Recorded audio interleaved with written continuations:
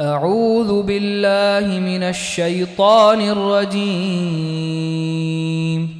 بسم الله الرحمن الرحيم. والطور وكتاب مسطور في رق منشور والبيت المعمور والسقف المرفوع والبحر المسجور إن عذاب ربك لواقع ما له من دافع يوم تمور السماء مورا وتسير الجبال سيرا فويل يومئذ للمكذبين الذين هم في خوض يلعبون يوم يدعون إلى نار جهنم دعا هذه النار التي كنتم بها تكذبون أفسحر هذا أم أنتم لا تبصرون اصلوها فاصبروا أو لا تصبروا سواء عليكم إنما تجزون ما كنتم تعملون إن المتقين في جنات ونعيم فاكهين بما آتاهم ربهم ووقاهم ربهم عذاب الجحيم كلوا واشربوا هنيئا بما كنتم تعملون متكئين على سرر مصفوفة وزوجناهم بحور عين والذين آمنوا واتبعتهم ذريتهم بإيمان ألحقنا بهم ذريتهم وما ألتناهم من عملهم من شيء كل امرئ بما كسب رهين وأمددناهم بفاكهة ولحم مما يشتهون يتنازعون فيها كأسا لا لغو فيها ولا تأثيم ويطوف عليهم غلمان لهم كأنهم لؤلؤ مكنون وأقبل بعضهم على بعض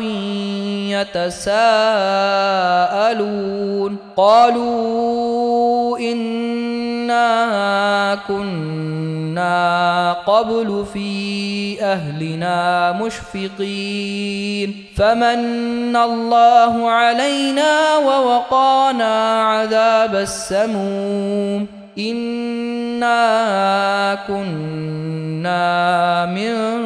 قبل ندعوه إنه هو البر الرحيم فذكر فما أنت بنعمة ربك بكاهن ولا مجنون أم يقولون شاعر نتربص به ريب المنون قل تربصوا فإني معكم من المتربصين أم تأمرهم أحلامهم بهذا أم هم قوم طاغون أم يقولون تقوله بل لا يؤمنون فليأتوا بحديث مثله إن كانوا صادقين أم خلقوا من غير شيء أم هم الخالقون أم خلقوا السماوات والأرض بل لا يوقنون أم عندهم خزائن ربك أم هم المسيطرون أم لهم سلم يستمعون فيه فليأت مستمعهم بسلطان مبين أم له البنات ولكم البنون أم تسألهم أجرا فهم من مغرم مثقلون أم عندهم الغيب فهم يكتبون أم يريدون كيدا فالذين كفروا هم المكيدون أم لهم إله غير الله سبحان الله عما يشركون وإن يروا كسفا من السماء ساقطا يقولوا سحاب مركوم فذرهم حتى يلاقوا يومهم الذي فيه يصعقون يوم لا يغني عنهم كيدهم شيئا ولا هم ينصرون وإن للذين ظلموا عذابا دون ذلك ولكن